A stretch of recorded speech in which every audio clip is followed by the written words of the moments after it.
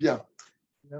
Comme on voit, c'est un mama qui a bien prononcé en Tachimembav en 1986, Parashat Bamidbar, Mevarchim Chodesh Sivan, Erev Rosh Chodesh Sivan, c'est la même view que cette année, où ce Shabbat, la Haftara ne sera pas la Haftara de Parashat Bamidbar, mais la Haftara sera celle de Erev Rosh Chodesh, qu'on a pu un peu, comme on verra, dans Rambam, je pense demain et après-demain.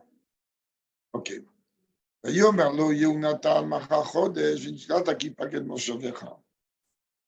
Alors, l'Haftara parle de l'accord qu'il y a eu entre David et Jonathan, auquel on sait très bien que Shaoul avait une haine assez prononcée contre David, et il y avait donc une histoire entre eux. De manière concrète, David a dit qu'il va se faire remarquer par son absence. Alors, ça paraît un peu comme ça antagoniste, mais parfois quelqu'un se fait remarquer beaucoup plus par son absence que par sa présence. Et c'est un petit peu ce qu'il va lui dire ici. Puisque David ne vient pas au repas de Rosh Chodesh, donc, et que à la table royale, chacun avait une place bien précise. Alors, l'une des raisons, entre autres aussi, pour lesquelles il est important d'avoir une place fixe dans la choule, c'est pas seulement par rapport à la connexion avec en haut, c'est aussi par rapport à ça que lorsque quelqu'un n'est pas là, on va tout de suite repérer qu'il y a une place qui est vide. Alors, en plus, donc, dans la table royale, il y avait un emplacement spécifique qui était fait pour David Ameller. Kamouvan, personne ne va s'asseoir à cette place, et donc automatiquement, il va se faire remarquer par son absence. Donc, Jonathan lui dit demain, c'est Rosh Chodesh, et tu vas te faire remarquer Benifkadta, qui pas quelque chose. En vérité, tu vas être absent, mais pas que. C'est beaucoup plus dans la traduction, te faire remarquer par ton absence. Allez. C'est connu les précisions que rapportent les Rebbeim sur ce verset et sur ce récit. A commencé d'abord par les commentaires d'Admor Zaken et surtout les commentaires du Tzemar Tzedek dans la Torah. Alors,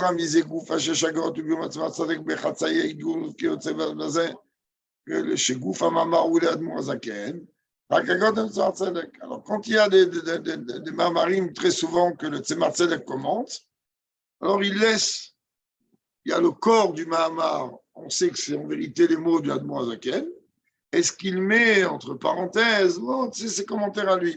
Comme on voit d'ailleurs dans le Tanya, les Hagaot du Tanya qui se mettent par le Tzemar Tzedek, il y a le corps du Tanya, et il y a les Hagaot. Et dans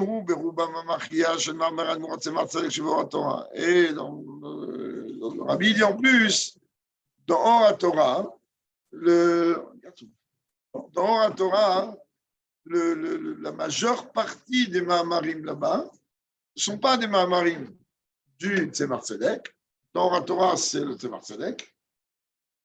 Ce sont des Mahamarim du Admor Hazaken, dans lequel le Tzemar Tzedek est venu amener des biurim à lui. En vérité, au lieu de venir répéter mot pour mot les mots du Admor Hazaken, il aurait pu très bien dire, je vais dire un Mahamar, répétant les mots d'Admor Hazaken. Ensuite, en incluant à l'intérieur ses commentaires, non. Il a mis le Mahamar d'Admor Hazaken. À l'intérieur, c'est biurim. Et dans la Torah, le Rabbi nous dit que la majeure partie, et une majeure partie assez imposante des Mamarim là-bas, sont en vérité ce sont en vérité les commentaires de son grand-père, donc l'Admor Hazaken, et avec la garde du Tzemar Tzedek. Le mot ramisé sur la robe, il est même tzadar ou shesh tamagod verot bechatzi igoul. Donc, c'est pour ça que tu vois dans Oratora une grande majeure partie des mamarim où il y a à l'intérieur du mamar chatzi igoul, ces parenthèses qui sont vertes, et avec les harots du Tzemar Tzedek. Et on voit qu'après la parenthèse, il revient sur le sujet. Et le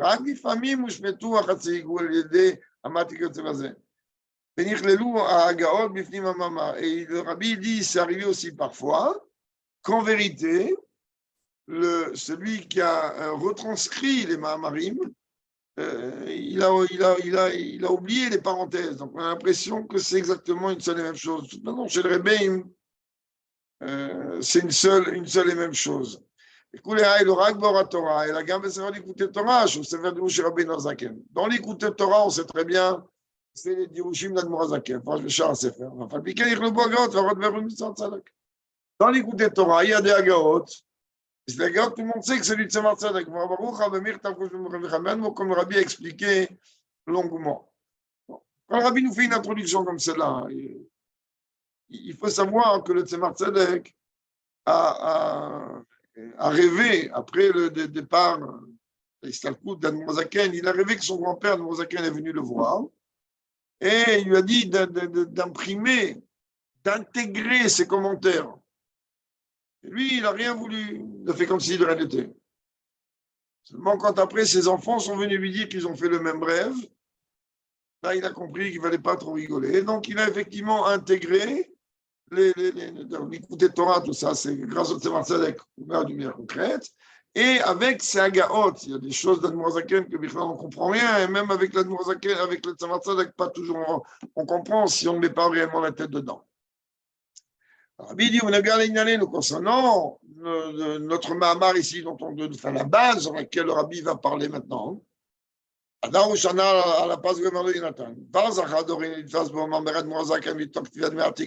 notre génération, le Rabbi dit, on a déjà des Mahamarim du Admour Azaken lui-même qui ont été retranscrits de par le manuscrit. Sham, Nimtsa, Diruzé, Ben Yerusha Admour Azaken. Et là, le Rabbi dit que son Mahamar, il est basé sur les commentaires du Admour Zaken. Et Razen fait soit Derushim Admour Zaken, je vais me voir et là-bas, c'est aussi intégré d'autres Mahamarim. Tout ça est rapporté. Si le Rabbi se fatigue, parce qu'on ne voit pas réellement, aujourd'hui, on ne voit même pas 10 lignes du Mahamar, ils sont passés, c'est parce que le Rabbi veut chez nous. Il répète un Mahamar, dis un Mahamar, il ne répète pas, il dit, c'est pas pareil. Dis un Mahamar, qu'est-ce que c'est pour moi? Quelle différence? Que ça vient de là, ou ça vient de là, ou ça vient de là, ou ça vient de là-bas. Mais le Rabbi veut bel et bien que quand on va un jour peut-être étudier un Mahamar Beyoun, on comprenne réellement le pourquoi du comment et qu'on rentre réellement profondément. Et là, on va comprendre qu'en vérité, que c'est quoi la différence entre la manière de transmettre la racidoute du Tzemar Tzedek et celle d'Admour Zaken. Donc, le Rabbi rentre dans tout. Donc, parfois, le Rabbi revient beaucoup dans ce lien-là qu'on ne comprend pas réellement, c'est un Mahamar. Donc, on ne voit pas réellement qu'est-ce qu'il veut. Mais d'une manière concrète, si ça arrive qu'on voudra étudier ce Mahamar Beyoun, alors oui, il va falloir chercher et Oratora, ensuite remonter aussi chez l'Admour Zaken, etc. Alors là-bas, en vérité, la question elle est la même. Là-bas, de quoi on va discuter? C'est quoi? Qu'est-ce que ça veut dire Vayemerlo Yehonatan? Premièrement, ça veut dire quoi que Yonatan il dit à David? Ce qu'il a besoin de lui dire. C'est pas David que le Maz Rosh Chodesh. En plus, qu'est-ce que ça veut dire Macha Chodesh? Ça veut dire quoi demain Rosh Chodesh? C'est-à-dire, prends cette phrase et découpe-la. Ça veut dire quoi Venifkata? C'est-à-dire, pas quoi Nifkot? On va se souvenir de toi, comment par ton absence? Par ta place qui est libre. Traduction apparemment. Je viens de vous le dire à l'instant. Le Rabbi dit que je ne vous ai pas menti. Il dit, quand tu es en train de me dire Venifkata, tu vas te faire remarquer par ton absence. C'est une contradiction du début à la fin. C'est où tu te fais remarquer parce que tu es là, ou tu ne te fais pas remarquer parce que tu n'es pas là. Et il n'a dit pas quel mot je vais me lâcher de Rissaron. Le fait que tu ne dérives pas que ta place va être vide, c'est un manque. David, en traduction concrète, ça veut dire que la place de David va rester vide. Je ne sais pas va y paquet de David, comme c'est marqué. Dis-moi, la place de David est restée vide. Et il y avait Nifkata ou Inachazikaon. Alors qu'avec Nifkata, on va se souvenir de toi. En vérité, on va se souvenir de toi qu'on va voir que ta place est vide. Chez Niskar David, al Derechina, la Pekoudim, je n'ai pas comme Niskar Venim. De la même manière, quand on est en train de parler du Pekoudim, du dénombrement, en vérité, permet d'avoir en vérité quelque chose qu'on a déjà expliqué maintes et maintes fois. On ne compte que ce qui est important, ce qui n'est pas important, on ne va pas compter. Donc, c'est une contradiction totale. C'est quoi la véritable contradiction? Comment c'est possible qu'à travers un manque et qu'à travers le contraire d'une présence, il y ait en vérité un résultat de quoi? Un résultat qu'on va se souvenir et que ta présence en vérité, elle va être beaucoup plus forte lorsqu'on verra ta chaise vide. Ça paraît complètement fou. Quand ça la vie, donc c'est la première question. Quand ça la vie, une chose qu'on a besoin de comprendre. Comme c'est expliqué maintes et maintes fois, la Torah est éternelle. Ça veut dire quoi qu'elle est éternelle? On le sait. Non, quand on dit, quand le Tanya rapporte, chapitre 17 et ailleurs, que la Torah est éternelle, ça veut dire, ça veut dire que c'est un enseignement éternel pour chacun d'entre nous, peu importe la période et peu importe l'endroit où on se trouve. Tous les jeux qui contiennent, fils et Doresh Biur, Maya Ora Nitzrit, Bavodat Adam, ici pour dans ce cas-là, quand on va lire ce Shabbat, ce martyr, ça a apporté à moi quoi comme enseignement? De me rappeler qu'à un moment, David, il a été absent à un repas de Rosh Chodesh chez le roi Shaoul. Qu'est-ce que j'en ai à faire, moi? En quoi ça me concerne et qu'est-ce que ça va m'apporter à moi dans mon service de Dieu? Je ne vois pas. Donc, Rabbi dit, à partir du moment où la Torah est éternelle et qu'en plus ce martyr-là est lu, chaque fois que Shabbat, il est la veille de Rosh Chodesh, on fait sauter le martyr de la paracha et on met à la place Machar Chodesh. Et lorsqu'il y a 2 jours de Rosh Chodesh et que Rosh Chodesh est Shabbat et dimanche, donc même si on fait sauter le martyr de la Haftara, de la paracha, pardon, et on lit à Shamaim Kis'i, parce que c'est Shabbat Rosh Chodesh, on lit une Haftara spécifique à Rosh Chodesh, on rajoute le premier et dernier verset de Machar Chodesh, quand il y a 2 jours de Rosh Chodesh, c'est que dimanche c'est aussi Rosh Chodesh. Donc, en vérité, c'est quelque chose quand même d'important. L'Haftara, c'est pas stable, c'est lui avec des brachot avant, des brachot après, et c'est pas stable pour dire des mots. Donc, Rabbi dit, moi, je comprends pas réellement ce que ça a apporté à moi dans mon service de Dieu, ce récit de l'absence de David lors du festin de Rosh Chodesh de Shaoul. Et Rabbi dit, la question elle se pose encore plus grande. Ce Shabbat, où on éveille de Rosh Chodesh, ce qui va être le cas ce Shabbat.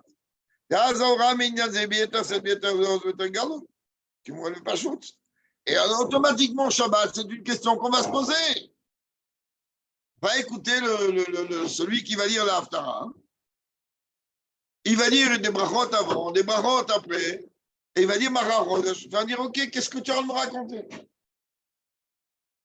Qu'est-ce que ça va m'apporter que demain c'est Rosh Chodesh à moi et que David il n'était pas présent?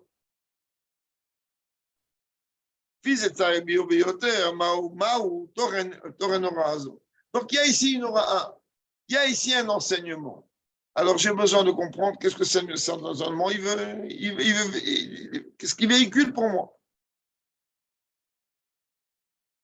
Et là, le Rabbi Kamouvan, il va rentrer maintenant dans le développement de quelle manière, en vérité, Rosh Chodesh est calculé Et quelle relation qu'il y a entre nous, le peuple juif, et la journée de Rosh Chodesh, peut-être qu'à partir de là, on va arriver à comprendre l'importance d'une haftara comme celle-là. Rabbi dit, si on veut expliquer la chose de manière globale, quand on dit Macha Chodesh, ça veut dire qu'on est en vérité posé dans une situation où, à un moment précis, comme on va ce Shabbat avec la de Dieu, on va l'annoncer, à quelle heure va être, on s'est expliqué dans Shulchan Aruch, que l'importance de connaître le moment du Molad de l'Alvana. C'est-à-dire pour ça qu'on l'annonce. Le renouveau de la lune aura lieu tel jour à telle heure.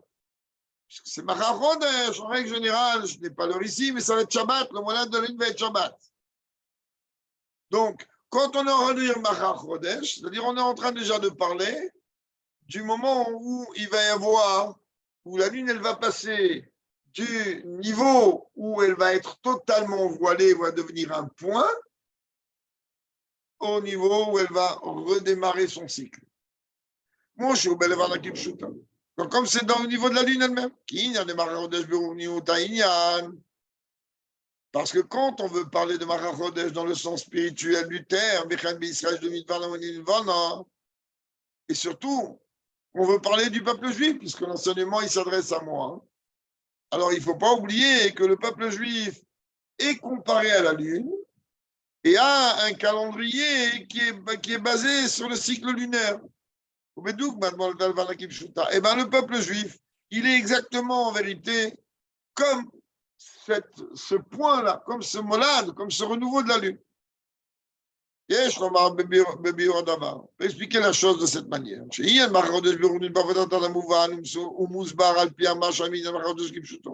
Qu'en vérité, toute la découda de Macha Chodesh, que demain c'est Rosh Chodesh spirituellement dans mon service de Dieu, il est expliqué justement dans cet exemple-là de David et Jonathan dans le sujet de Macha Chodesh.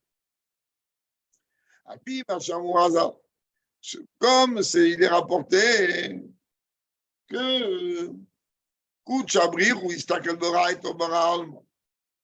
Dieu, il a regardé la Torah, c'est que la Torah a été le plan d'architecture du monde, ou Baralma, il a créé le monde.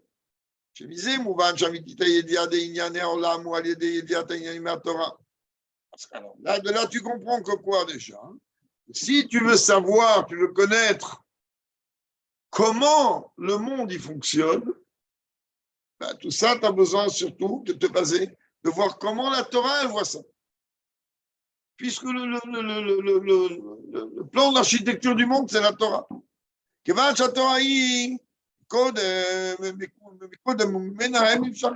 La Torah, elle a précédé le monde. C'est expliqué à Torah. Et tout découle de la Torah. Tout ce qu'il y a dans la matérialité de ce monde a d'abord et avant tout une source dans le monde spirituel. Le problème, il est que quoi? Que nous, on regarde les choses à l'envers. En vérité, comment se passe tout le système? Ça va du haut vers le bas. C'est bon, nous, on est en bas.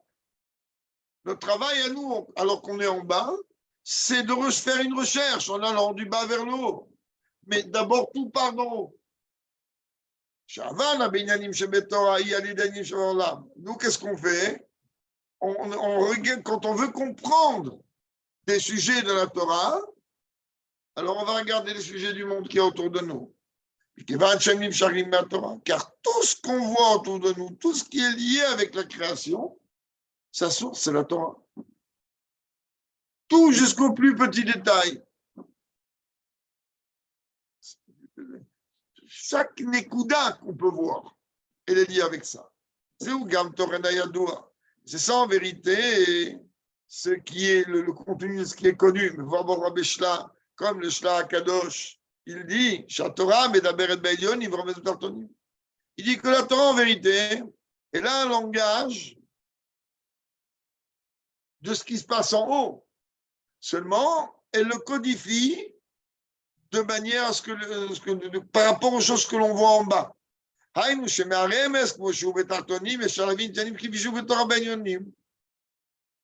C'est-à-dire que quand on regarde ce qui se passe en bas, avec une recherche, on va arriver à comprendre d'où c'est parti. Et à partir de là, détail, le Hakim en Birmizan, c'est connu, qu'un Tamid Racham, à lui, tu n'as pas besoin de lui parler des heures. Tamid Racham, tu lui fais un sous-entendu, il va comprendre très vite de quoi tu parles. Et donc, un Tamid Racham, c'est quoi? C'est quelqu'un qui est censé étudier la Torah. Donc, la Torah, elle te dit la même chose. Elle te dit, lorsque tu vas voir dans le monde autour de toi, tu vas en vérité, par le fait que tu vas voir le monde, tu vas comprendre à quoi cela fait référence. Et c'est pour ça qu'on a répété maintes et maintes fois que quand on est en train d'étudier de la chassidoute, puisque à partir de ce qu'on voit, ce qu'on nous dit, on va se rendre compte, ça dépend où on se place. Ça dépend à partir d'où on voit, et une chose, elle peut être différente en fonction de la facette avec laquelle nous on se trouve, avec laquelle nous on veut voir, où on voit. C'est-à-dire que ce sous-entendu-là qu'il y a dans la Torah tel qu'elle a été projetée ici-bas, il nous donne la possibilité, la capacité de comprendre ce qu'il y a en haut, donc la source. Et donc en vérité, mais ici elles sont données comment? D'une manière de sous-entendu. C'est pas seulement dans la manière que seulement le chacham, lui, il va comprendre le sous-entendu, elle est un miso. Lorsqu'on donne un sous-entendu,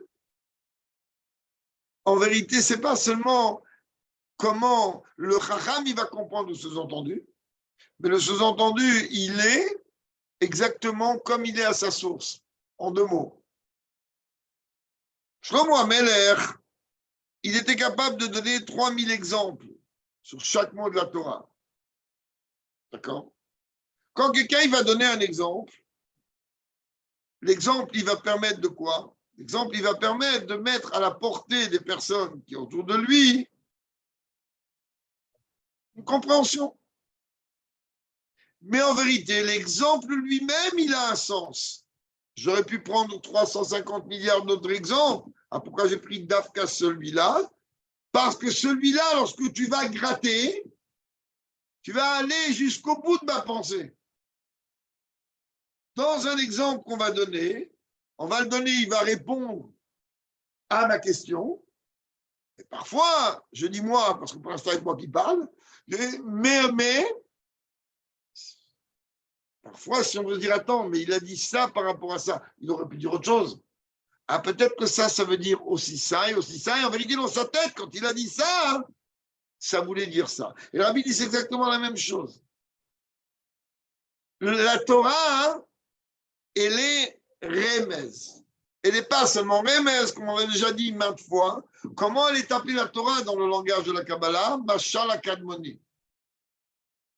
La Torah, elle est appelée l'exemple de celui qui est antérieur. C'est-à-dire que quand on voit la Torah, on doit voir Dieu. Car Dieu, c'est sous-entendu dans sa Torah.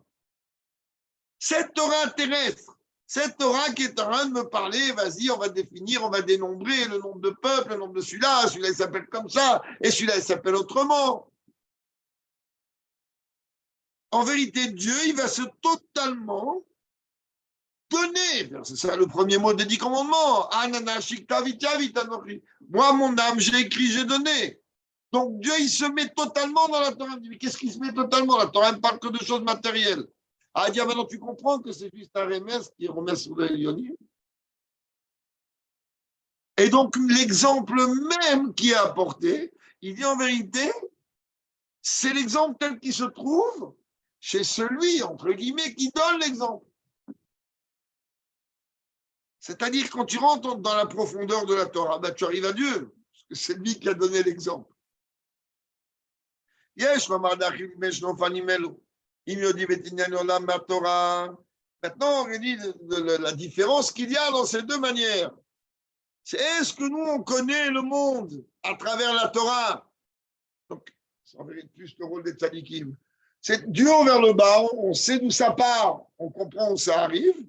Oh, je dis, mettez la Torah, mais on a mis le matin les mains, là. Ou bien, en vérité, non, on comprend la Torah du bas vers le haut. On est en bas, et on essaie de remonter pour comprendre qu'est-ce que ça veut dire. Ou Achidouk ben Gilui Torah, Shemshad Matan Torah, Vigilui Achar Matan Torah. Et le rabbi dit tout simplement, c'est la différence qu'il y a entre le dévoilement de la Torah au moment du don de la Torah et le dévoilement de la Torah après le don de la Torah. Au moment du don de la Torah, on voit les choses du haut vers le bas. Dieu, il s'exprime. Dieu, il se montre à nous. On voit les choses du haut vers le bas. Après, on a une Torah avec des termes terrestres, avec des récits, avec des points géographiques, avec des faits historiques. On a l'impression que c'est une belle histoire.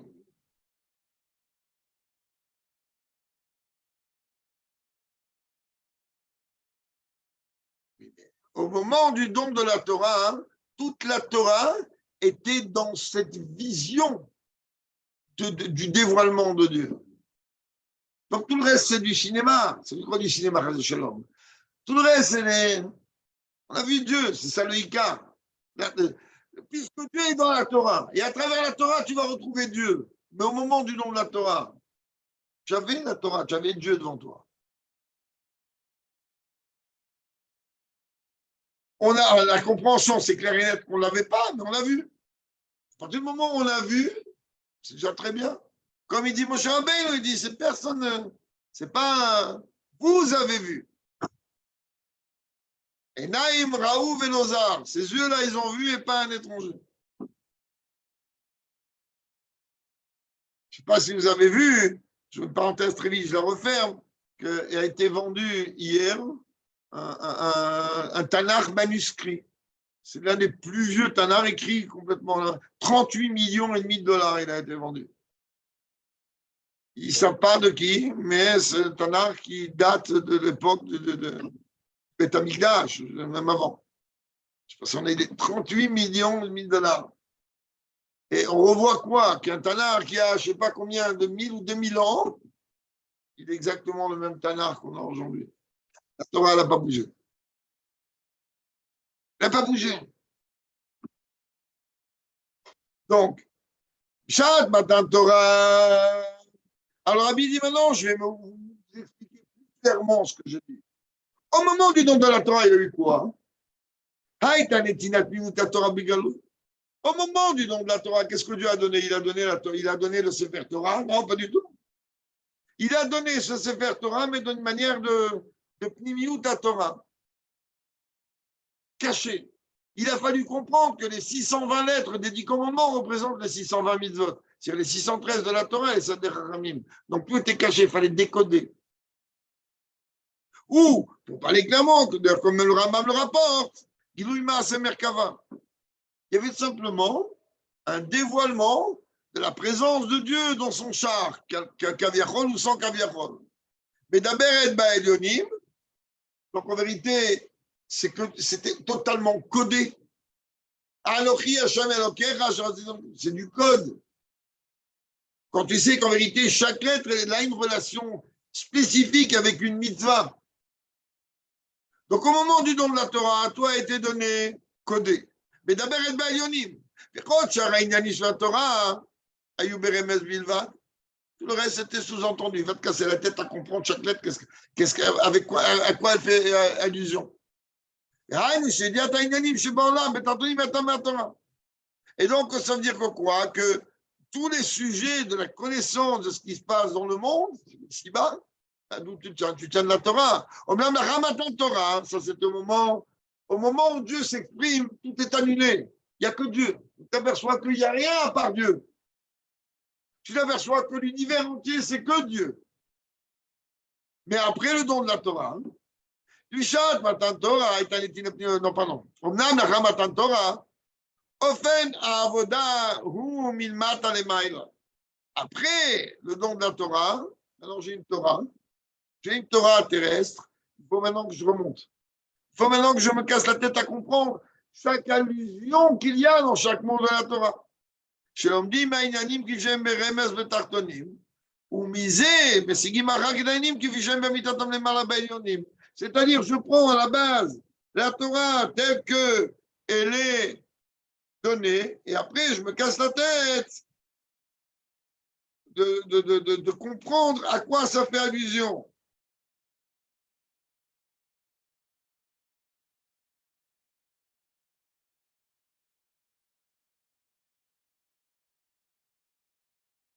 Voilà, c'est exactement ça, oui.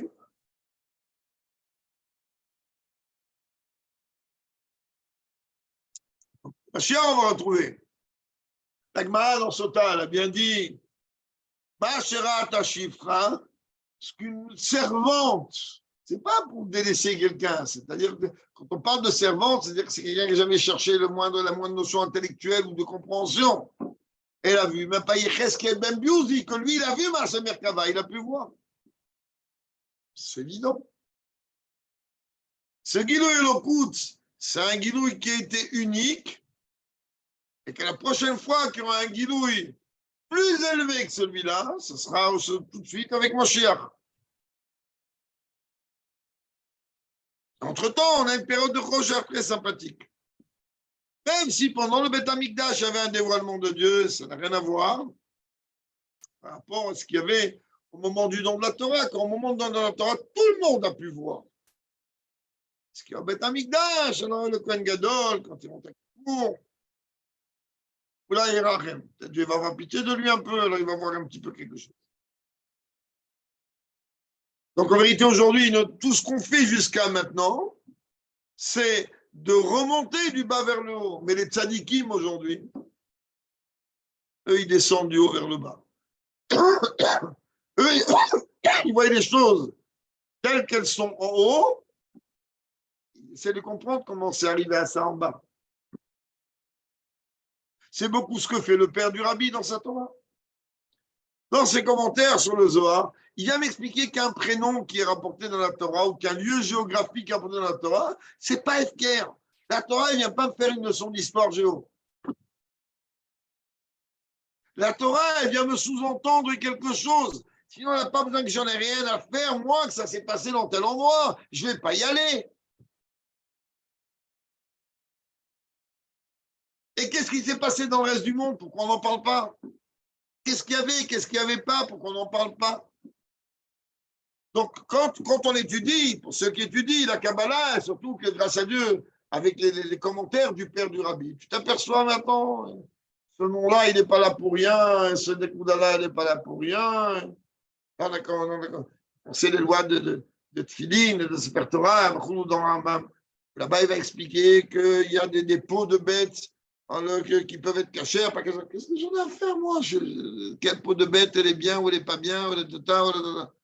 Parce que tu sais, parce que moi, je ne sais pas c'est quoi une peau. Pour moi, c'est une peau de bête. Ah, mais quoi? Mais quand après, je réfléchirai un tout petit peu, je ne vais pas développer, parce que ça, bien reformé, on peut développer. Ah, mais dans le Mishkan, il y avait quoi? Il y avait des tentures. C'était des peaux de bête. Qu'est-ce que c'est qu'une peau de bête? À quoi ça sert? Qu'est-ce que ça représente? Pourquoi le Rabbi Rayat, dans le Sefer Torah de Mashiach, il a voulu Davka, quelque chose qui est dans la halakha strictement pas du tout obligatoire? Dans la halakha, même la peau d'un cadavre, d'un animal cachère, on peut faire avec. Même la peau d'un animal qu'on a tué, on peut l'utiliser pour un sefer cachère, je répète, on peut utiliser pour un sefer Torah une mezuzah de tefillin. Le Rabbi Rayat, s'il a voulu non, il voulait des peaux. C'est le Rambam de maintenant. Et c'est aussi beaucoup d'autres choses. Un kalmakor. Il a cherché des peaux qui venaient d'une bête kamouvan cachère, ça c'est la rampe, on ne peut pas bouger, mais qui étaient égorgées et qui sortaient cachères après qu'on les a égorgées. Qui a besoin de ça?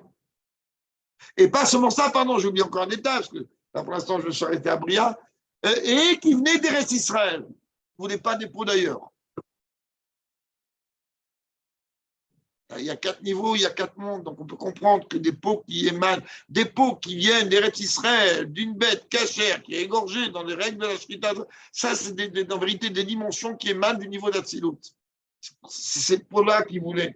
Et nous on dit qu'est-ce qu'on en a à faire pour une pot là. Vas-y. Oui, non, mais ça veut dire que chaque détail, chaque chose qui nous paraît détail, est très loin de l'être. Très loin d'être un détail.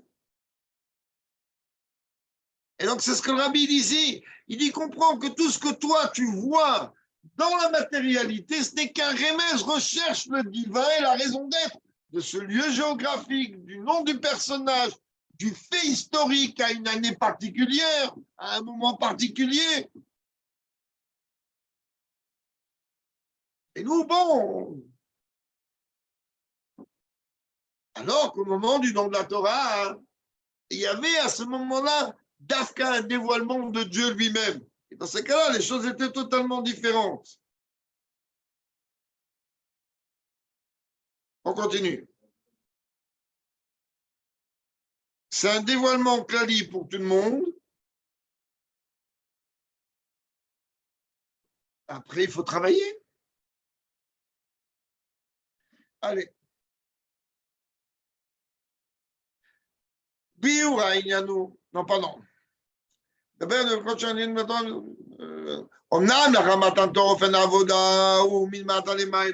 Après, Matan Torah, la manière de servir Dieu, elle est sur la recherche, en vérité, elle est vers le haut. C'est-à-dire à travers ce qu'on a comme Torah terrestre, on va rechercher Dieu là-dedans, on va remonter. Chez l'un dernier qui veut que j'aime de Tarton. On étudie les choses, celles qui sont en vérité sous-entendues dans ce monde matériel. Il faut des pots de bêtes pour faire un Sefer Torah. Et il y a la surface d'en haut avec laquelle tu peux faire, et la surface d'en bas, c'est pas la même. Et là, entre les deux, il y a 3 formes de 3 couches de peau. Telle couche, elle sert pour un Sefer Torah, elle ne peut pas servir pour des tefilines, elle peut servir pour une tout ça. C'est quoi? C'est du cinéma? Une peau, c'est une peau. Donc, pour revenir au Rambam d'aujourd'hui, même une peau qui contient 3 couches, ça a un sens extrêmement profond.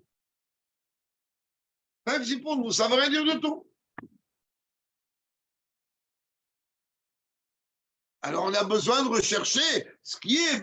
On prend la halakha du Rambam, après on va se casser la tête. Qu'est-ce que ça représente? Une peau de bête, la couche d'en haut, qu'est-ce qu'elle représente? Le dessous, qu'est-ce qu'il représente? Et celle d'en dessous, qu'est-ce qu'elle représente? Après, on va comprendre comment Dieu il vient dire que la chose la plus kadosh qu'il nous a laissée aujourd'hui, c'est-à-dire un Sefer Torah, c'est avec une peau de bête.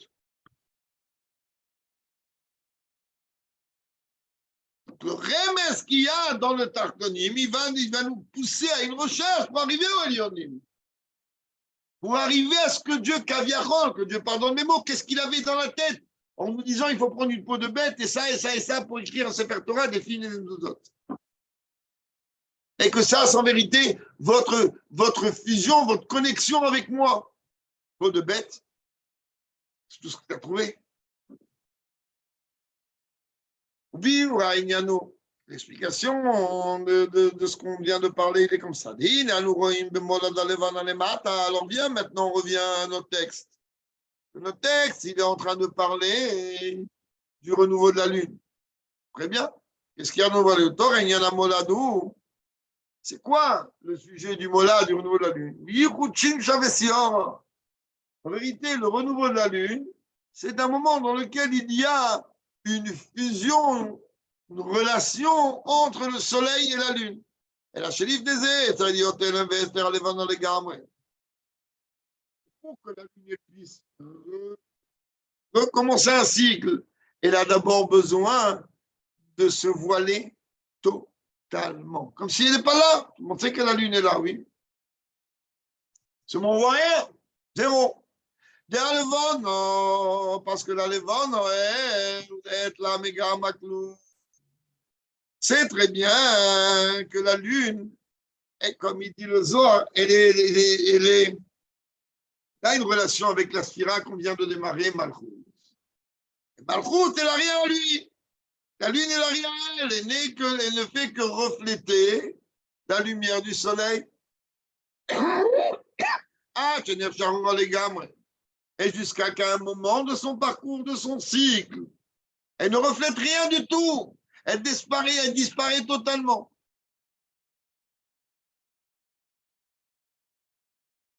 Alors maintenant, le Icar pour nous, il n'est pas seulement de savoir comment la Lune elle fonctionne, puisque je suis comparé à la Lune. Et puisqu'en vérité, mon calendrier, il est basé sur le cycle lunaire, qu'est-ce qu'on va me dire ici? Étant donné que nous, on est comparé à la Lune, donc automatiquement, notre calcul calendrier, il est basé sur la Lune. Ça veut dire que le tachlit de notre avoda à nous, il est de faire une fusion entre ce que l'on pourrait appeler le soleil et la lune. C'est-à-dire quoi? Le soleil, c'est le mashpia, c'est celui qui donne. La lune, c'est celle qui reçoit. En vérité, notre travail, il est quoi? À faire la fusion entre celui qui donne, c'est-à-dire Dieu, et Knesset Israël, celui qui reçoit, le peuple juif. Jusqu'à arriver à ce que cette fusion, cette union entre Dieu et le peuple juif, il soit au niveau le plus haut. Comme c'est expliqué dans les commentaires du Zohar par Jean Béchalach. C'est quoi la véritable existence de la chose qui voile le plus Dieu? Ayesh Anivra, c'est-à-dire cette matérialité, cette création créée. Parce que ça, c'est le créateur. Comme il dit Rambam au début. C'est-à-dire, plus la chose en vérité, elle est en train de voiler Dieu, entre guillemets, c'est le monde, on t'appelait Olam, il a son Elam. Et puis en vérité, c'est quoi sa source? C'est Dieu lui-même. Que Mouvan Gamba me voit, Bigres Akodesh, Shavutayesh, Anivra, Im, Mauto Vatsuto, Shalamatsit Bauru, Shemetsuto, Matsuto, Benalul, Meize, Ila, Vesiba, Shekadmalo, comme c'est expliqué dans Igeret Akodesh. Que l'existence de la création la plus matérielle, elle ne peut en vérité émaner que de l'essence même de Dieu, c'est-à-dire qu'on est en train de parler d'un niveau qui n'a rien qui le précède, celui qu'on appelle l'antérieur, parce qu'on n'a pas un autre terme.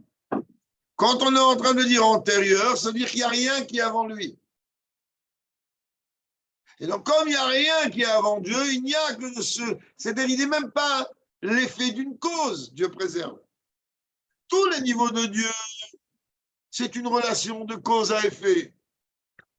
Dieu, il veut créer un monde, alors il a créé un système avec les sphirotes, avec les mondes, avec tout ce qu'on veut. Mais chaque fois, c'est quoi? Je donne, tu reçois, je donne, tu reçois, je donne, tu reçois. Il y a une cause et il y a un effet. Tu reçois parce que je veux donner, sinon tu ne reçois rien du tout. Mais Dieu lui-même, Baruch Hashem, il n'est ni la cause ni l'effet, il est la cause des causes. Donc, il n'y a que la cause des causes qui est capable de créer une antithèse. La fameuse phrase que tout le monde connaît. Est-ce que Dieu il peut créer une pierre qu'il ne peut pas soulever? Ben oui. Puisque c'est lui qui décide qu'il ne peut pas la soulever. C'est ce qu'on appelle la force de limiter de l'illimité. S'il est illimité, c'est qu'il peut se limiter. Et le seul qui est réellement limité et qui peut se limiter, ben c'est le Créateur. Tous les autres, ils ont une fonction bien précise. Il dit, fais ton boulot et tais-toi.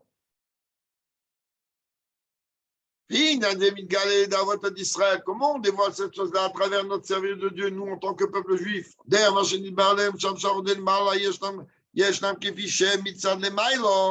Comme on a parlé, ce qui est projeté d'en haut. Il y a d'abord d'où ça part d'en haut. Comme la Torah elle a été donnée d'en haut. Comme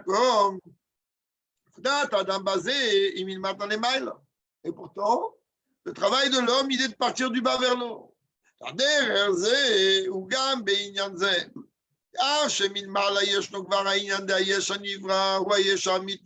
Puisqu'en vérité, il y a la véracité de la véritable création. Puisque d'où vient la création que du créateur, lui est appelé le Yesh Amiti, il est la seule existence véritable, comme il dit le Rambam au début. Dieu, il n'a pas besoin de toi. Dieu, il a créé le monde. Avec toi, sans toi, le monde, il est là. Seulement Dieu, qu'est-ce qu'il te dit? Il te dit, je fais ce que je veux, viens me chercher. Recherche-moi. À travers quoi? À travers le voile. Ça recherche-moi. Je veux que tu comprennes que tout ce que tu vois autour de toi, c'est que moi.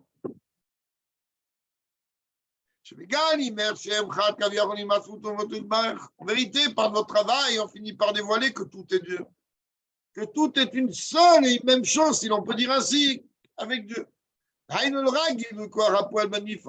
veut dire que Dieu il veut que pas seulement on dévoile la force de celui qui agit dans la chose qui est agi. Et la gamme qui lui a pris notre chez les mal a mépris notre nifal. Ou le mal a gamme pris notre corps à poil. En vérité, dévoiler la source de la source des sources, et dévoiler Dieu lui-même, c'est bien de Mashiach.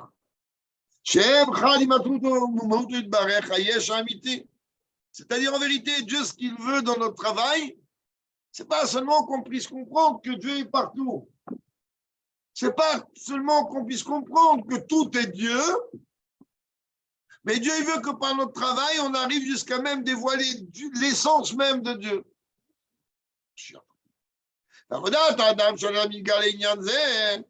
Et de quelle manière, quelle forme de service de Dieu le peuple juif il doit accomplir pour dévoiler ce que l'on vient de dire? C'est-à-dire, que la véritable existence de la créature, c'est-à-dire le peuple juif, et l'émane de la seule et unique existence, c'est-à-dire Dieu, où il y a l'habitude. C'est lorsque nous, en vérité, on s'annule totalement à la volonté de Dieu. Il n'y a même pas besoin, j'ai même pas besoin de réfléchir. Je vais aller réfléchir jusqu'au plus haut niveau, genre parce que Dieu me demande de le rechercher. Mais le Icar, il est le bitou. Le Icar, il est mon annulation, ma soumission totalement à Dieu et à sa volonté. Et là, d'ailleurs, la Bible dit, ben, c'est exactement comme la lune. De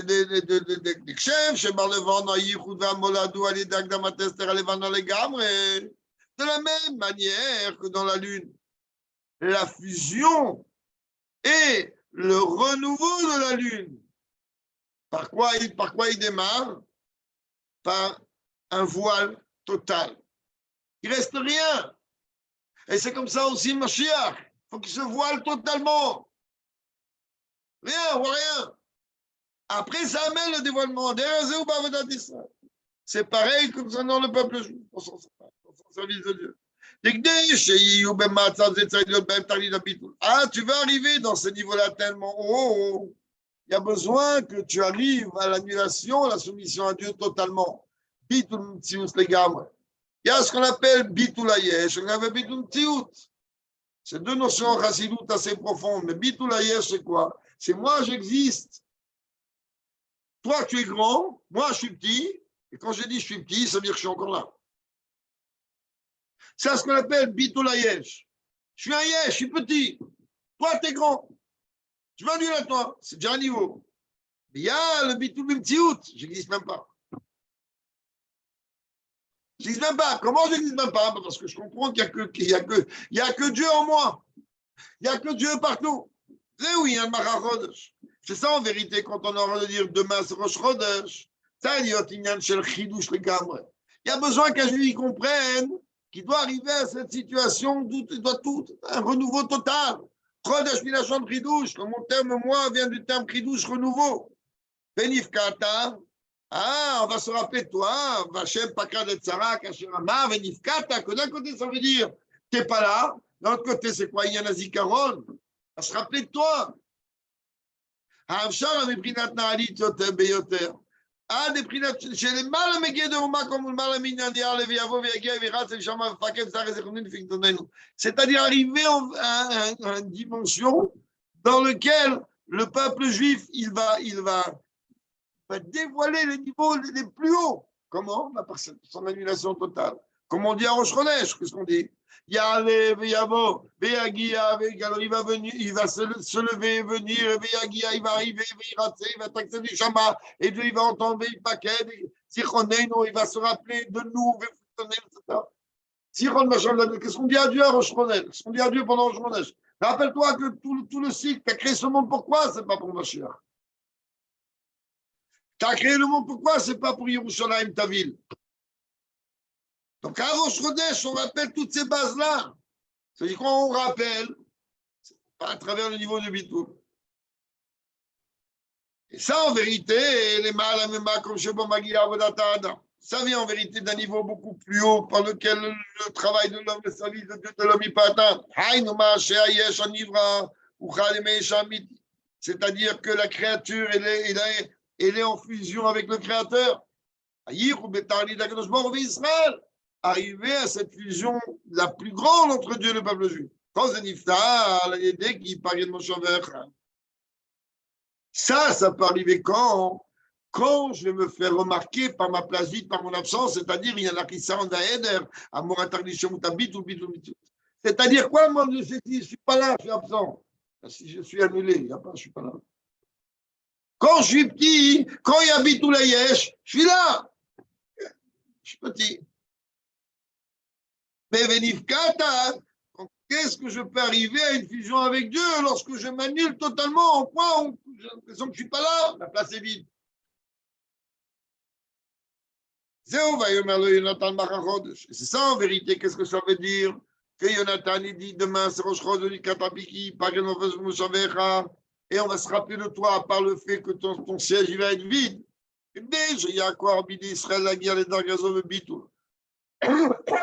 Pour que le peuple juif il puisse atteindre ce niveau-là tellement grand de soumission à Dieu, pas qu'elle ne soit verra qu'on a l'impression que la place elle est vide. Jusqu'à qu'il va faire un avec la véritable existence, c'est-à-dire Dieu. Demain, on va se rappeler de toi par ton absence, par ton bitoul. Il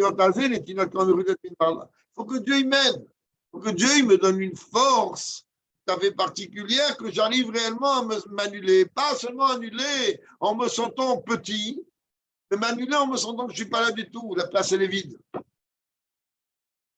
C'est ça que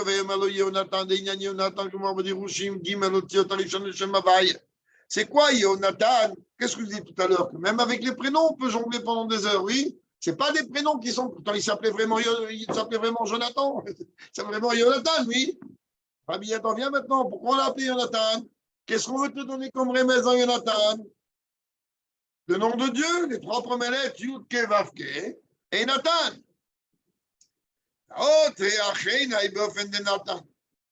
Et en vérité, Yonatan, c'est le niveau de dévoilement de Dieu dans la matérialité la plus grande au plus haut niveau. Comment? Le Rabbi dit, c'est pas compliqué. Yonatan, c'est Yud, Keva. C'est trois noms de Dieu. Le dernier, alors on va revenir. Yud, c'est Chochma. Et c'est Bin. Vav, c'est les 6 lirotes. Le dernier, c'est Malchut. Donc, c'est la terre, c'est la matérialité. Donc, Yud, Kevav, c'est dans Yonatan. Le dernier, c'est Nathan. Nathan, la valeur numérique de Nathan, c'est 500. 500, c'est-à-dire que le Hé, il est multiplié par 10 fois 10. Il atteint la shlemut la plus totale. Haïm betan shlemut shebazé. Hé, permis miut.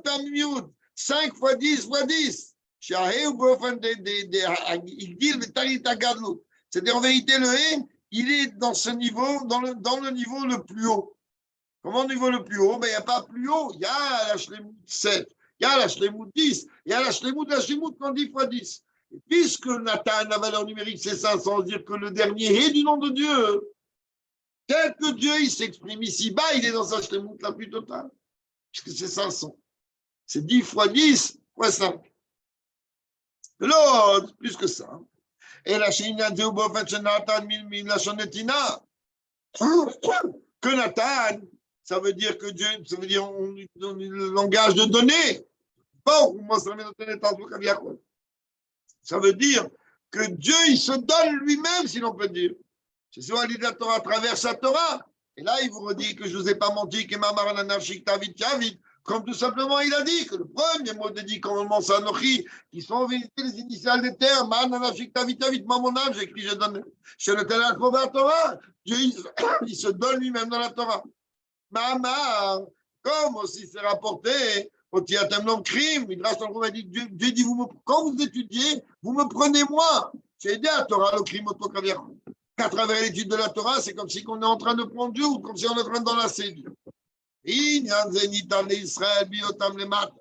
imaginons bien que cette chose-là, ce sujet-là, il est donné au peuple juif, alors qu'on est ici-bas dans un monde matériel. Dieu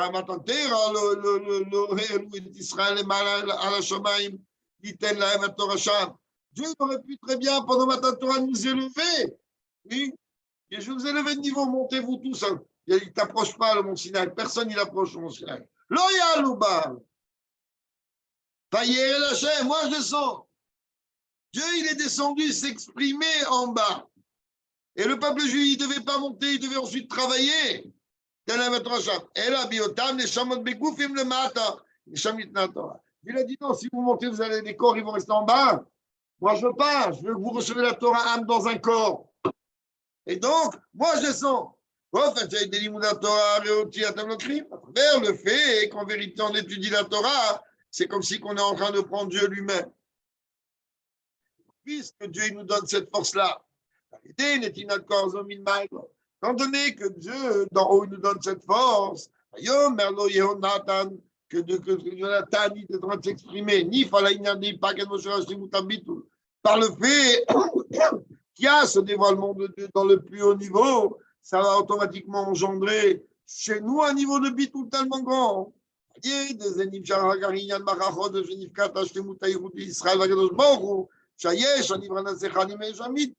À ce moment-là, il y aura effectivement la fusion entre la créature et le créateur.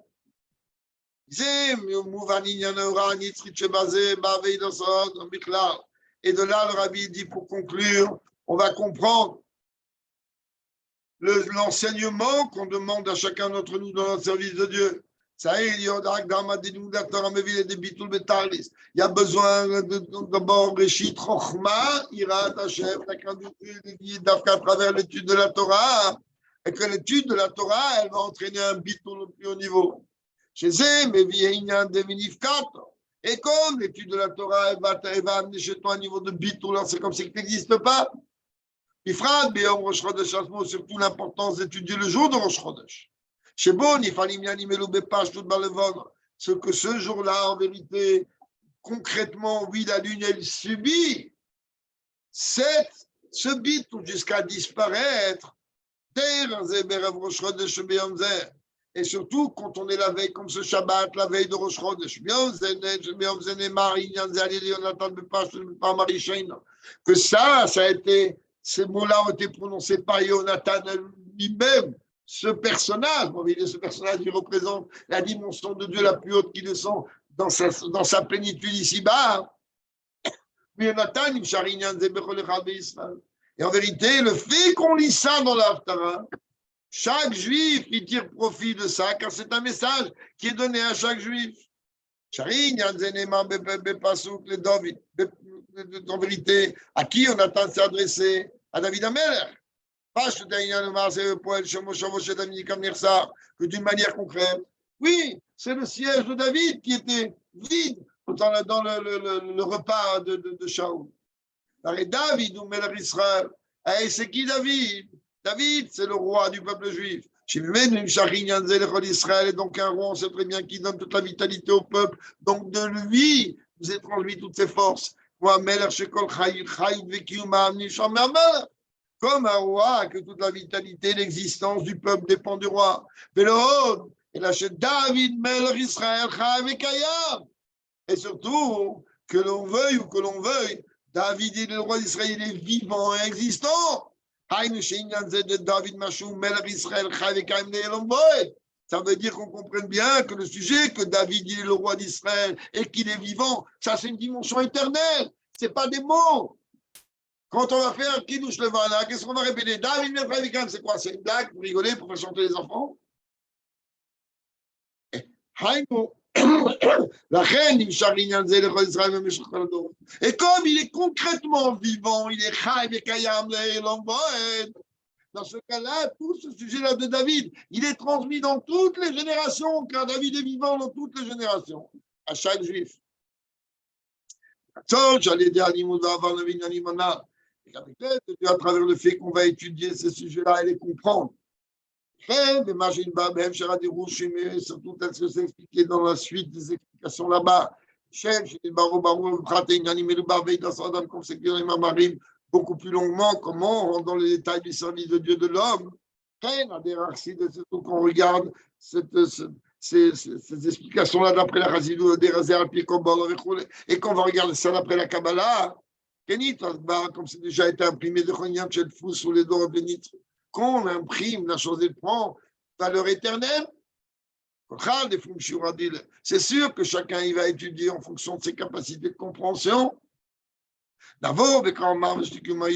Certainement qu'on va arriver très rapidement de nos jours à ce que va s'appliquer. Et là, il met doigt comme c'est expliqué qu'au moment de Mashiach, alors plus personne n'enseignera la Torah à personne. Qui coule à comme ça il rapporte le prophète Irmia. Dieu il dit, ça arrive un jour où vous n'aurez plus besoin, il n'y aura plus de maître. Vous, parce que chacun me connaîtra du plus petit au plus grand. Il attend que vous n'aurez plus à me subir en tant que maître, enseigner quoi que ce soit. Chacun il va profiter directement de Dieu. Ça s'accomplit, mais via ce par la venue de Mashiach rapidement de nos jours. Amen. Chodesh et qu'avec l'aide de Dieu, qu'on puisse avoir Mashiach tout de suite.